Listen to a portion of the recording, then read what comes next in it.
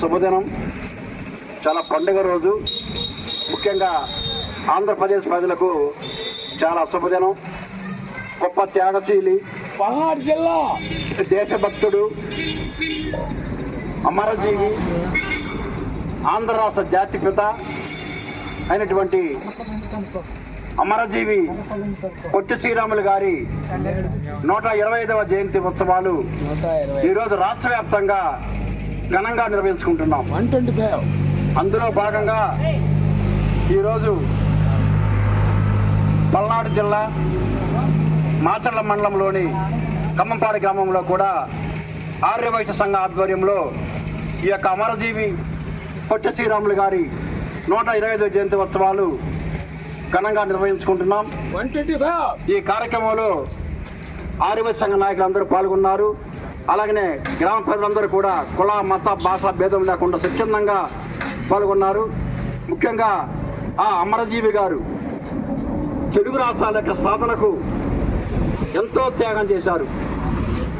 మద్రాసు ఉమ్మడి రాష్ట్రంగా ఉన్నప్పుడు మన తెలుగు ప్రజలు పడే బాధలు చూడలేక ఆ మహానుభావుడు భాషా సంయుక్త రాష్ట్రాల పేరుతో మన తెలుగు ప్రజలకు ప్రత్యేక రాష్ట్రం కావాలి అని 58 రోజులు ఆమరణ నిరాహార దీక్ష చేసి ప్రాణాలర్పించిన మహానుభావుడు పొట్టి శ్రీరాములు గారు.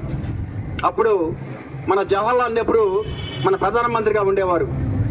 ఆయనకి రాజాజీ అనే ఒక గవర్నర్ గారు ఉండేవాడు. అమరజీవి గారు అమర నిరాహార చేస్తుంటే రాజాజీ గారు తప్పుడు సలహాలతో ప్రధానమంత్రి తప్పుడు సలహా ఇచ్చేవాడు. ఆయన యొక్క దీక్షను పట్టించుకోకుండా ఆయన యొక్క శరీరం శిథిలమైపోయింది. మలమూత్రాలు కూడా నోటి నుంచి వచ్చాయంట. జీర్ణ వ్యవస్థ తిరగబడి మలమూత్రాలు నోటి నుంచి వచ్చాయి. జీర్ణ వ్యవస్థ బాగా విచ్ఛిన్నమైపోయింది. అయినా కూడా ప్రభుత్వ చలం లేకుండా ఆయన మరణించేంత వరకు కూడా ఎవరు పట్టించుకోవాలా. ఆయన మరణం తర్వాత తండ్రి ప్రకాశం పంతులు గారు అలాగే ఘంటసాల గారు ముందుండి ఆయన యొక్క శవయాత్రలో పాల్గొన్నారు. ఆ ఘంటసాల పాడే పాటలు యువకుల్లో ఉత్తేజాన్ని గురించాయి. ఆ యొక్క పాటలు విని కొన్ని వేల లక్షల మంది యొక్క యూత్ ఆ యొక్క మద్రాసు రాష్ట్రంలో ఆయన యొక్క శవయాత్రలో పాల్గొని ఆ యొక్క రాష్ట్ర ప్రజలు మొత్తం కూడా ఒక ఉద్యమలాగా విజృంభించారు. ఈ యొక్క ఉద్యమాన్ని చూసి ప్రధానమంత్రి గారు మహానుభావుడు ఆయన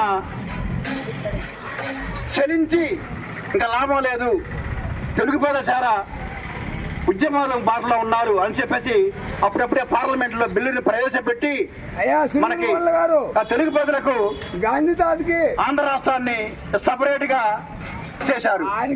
నిజంగా మన ఉమ్మడి ఆంధ్రప్రదేశ్ యొక్క తెలుగు ప్రజల యొక్క ఆరాధ్య దైవము పొట్టి శ్రీరాములు గారు.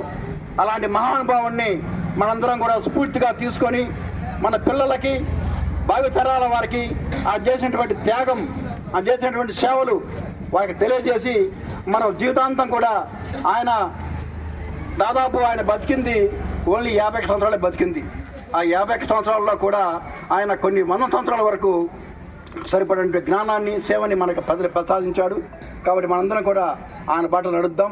అమరజీవి పొట్టి శ్రీరాములు గారికి, అమరజీవి పొట్టి శ్రీరాములు గారికి, అమరజీవి పొట్టి శ్రీరాములు గారికి. ఇప్పుడు ఈ కార్యక్రమం ఉద్దేశించి మన ఆర్యవైశ్య సంఘ నాయకు కొండల గారిని ఒక 2 నిమిషాలు మాట్లాడు.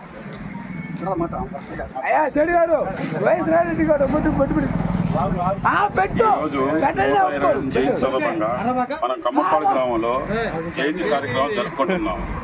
జోహార్ పొట్టి శ్రీరాములు గారికి, జోహార్ పొట్టి శ్రీరాములు గారికి, జోహార్ పొట్టి శ్రీరాములు గారికి.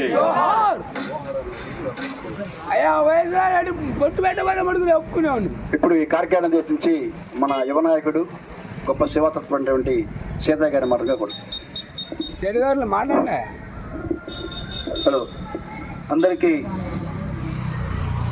ఈరోజు మన అమరజీవి పొట్టి శ్రీరాములు గారి 125వ జయంతి మన ఖమ్మంపాడు గ్రామంలో జరుపుకోవటం మనకు ఎంతో గర్వకారం అని చెప్పుకోవాలి.